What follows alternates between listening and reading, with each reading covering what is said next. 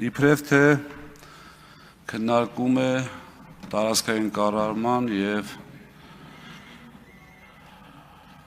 շրջակա միջավայրի պաշտպանության նախագահի հանձնաժողովի նախագահի հարցը, բայց այստեղ խոսում են ամեն ինչից բացի բուն թեմայից։ Պարոն Վարդևանյանը հիշեց մեր հերոսներին, ես ուզում եմ շատ կարճ անդրադարձ կատարեմ մի իշխանության օրոք, որի ժամանակ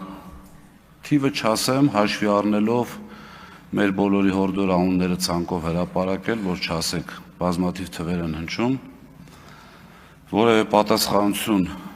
ամենայն դեպս մինչև այժմ չկրած իշխանությունը խոսում է ամեն ինչից բացի դրանից։ Իմիջիայլոց, ոչ թե իմիջիայլոց, այլ այսօր իմ լավ ընկեր, մեր Գարիկ Գալյանի որդու, Մխիթար Գալյանի ծնունդն է, որը ևս, այսպես ասած, առաջացնում է նորից հիշողություններ, չնայած երբեք չենք մոռացել։ Հիմա բուն հարցի հետ կապված։ Շատ կարճ կանդրադառնամ, ինչքան որ հնարավոր է եղել ֆիքսել։ Դուք հարցնում եք հեծից, ես պատասխանում եմ, գալիս եք այստեղից, ասում եք մենակ հեծից եք խոսում։ Ներդրումային ծրագրի հետ կապված մենք որևէ փոփոխություն չենք առաջարկել հանձնաժողովին, ես կարող եմ պատգամավորների անունները չնշեմ, չեմ կարողացել այդքանը ֆիքսել, բայց հարցերը հնչել են։ Մենք որևէ փոփոխություն չենք առաջարկել հանձնաժողովին, որպեսզի ներդրումային ծրագրից հանեն, այսպես ասած, հուսալիության, էլեկտրոէներգիայի մատակարարման եւ ուղղեն դեպի նոր միացումներ։ Մենք այդպիսի առաջարկ չենք արել։ Պարոն Սարգսյան, վեդի նամակի հետ կապված այստեղ հնչեցնում եք, ես օրինակ ձեր տեղը կլինեի, կբերեի եւ ձեր նամակը, եւ իմ պատասխանը, ասում եք բանավոր հրահանգել եք, իմ պատասխան նամակն ուր է։ Շատ լավ, բայց խնդրում եմ իմ պատասխան նամակն էլ եւ ձեզ մի ուղիղ առաջարկ երկար չծավալվելու համար։ Եք տեղից, պարոն Սարգսյան։ Դե էդ էլ ասեիք էլ։ Ուրեմն ես չունեմ այդ հնարավորությունը, վաղուց հեծի այսպես ասած դռները հաշվի առնելով այսպես նաև միգուցե ոչ իրավական, ես հեծում մուտք չունեմ արդեն 1 տարի, ձեզ ուղիղ առաջարկ եմ անում, ապահովեք հնարավորությունը հեծ, մուտքի հնարավորությունը եւ ես ձեզ կապացուցեմ, որ բազմաթիվ հարյուրավոր համայնքներ հենց տարվա սկզբին չունենալով հաստատած բյուջե, նախորդ տարվան արդեն սպառած եւ այլն եղել են շատ լուրջ մեր կողմից, այսպես ոնց ասեմ, լավություններ կամ խնդրանքները բավարարվել են։ Շատ մեծ ուղիղ առաջարկ եմ անում, հետո գանք ես եւ դուք այստեղ տեսնենք ինչ է արվել, ոնց է արվել։ Այստեղ չի խոսվում հարյուրավոր, եթե ոչ հազարավոր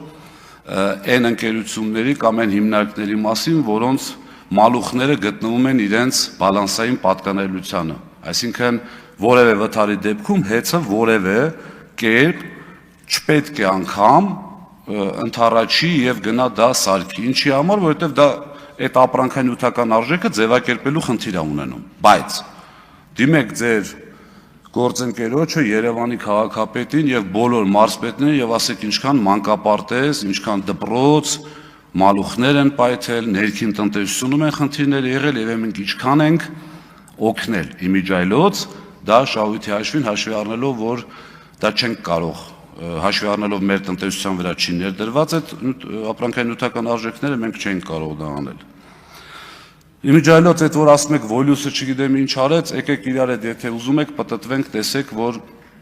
շատ գծեր եւ 110, 35 եւ 10,000-ի գծեր անցնում են հենց արոտավայրերի վրայով։ Շատ անվտանգության գոտիների խախտումներ, եթե չեմ սխալվում, 10,000 եւ ավել են դեռևս շատ վաղուց, դա արդեն քաղաքական իշխանության խնդիրն է, դրա լուծումը ոնց տա։ Նախկին եւ ներկա հեծից եք խոսում, մեր գործընկերու գրածից եք խոսում։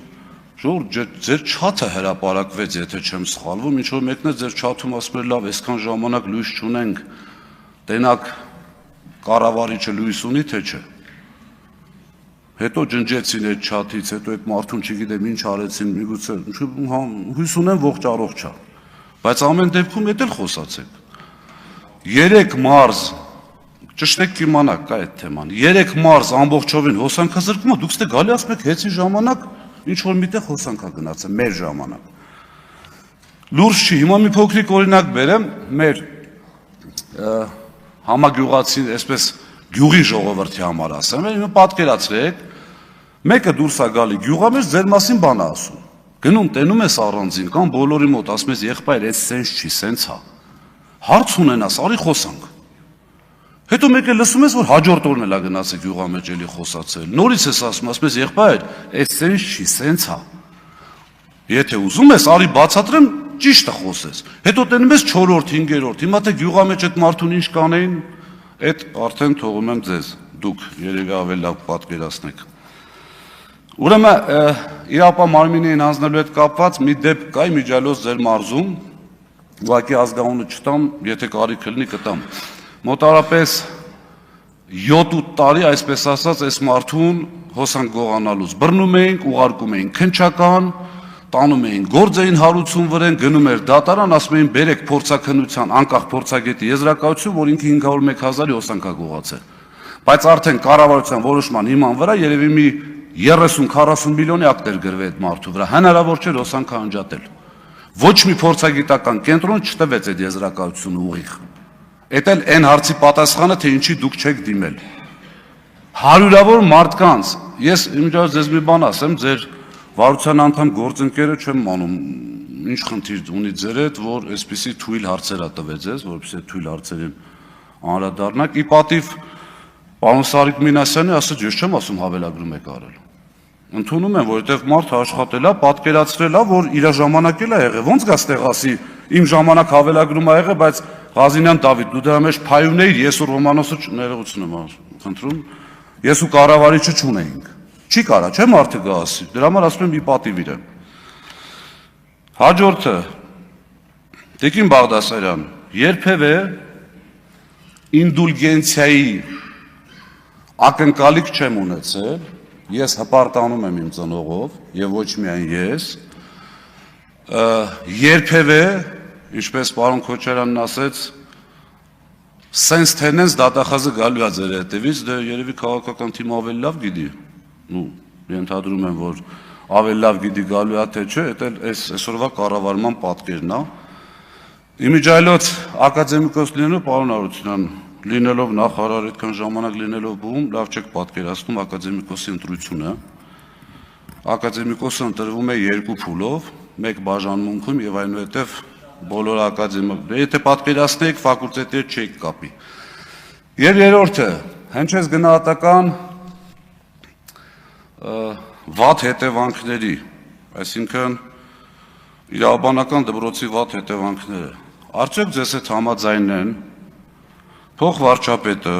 անվտանգության խորհրդի այսօրվա քարտուղարը,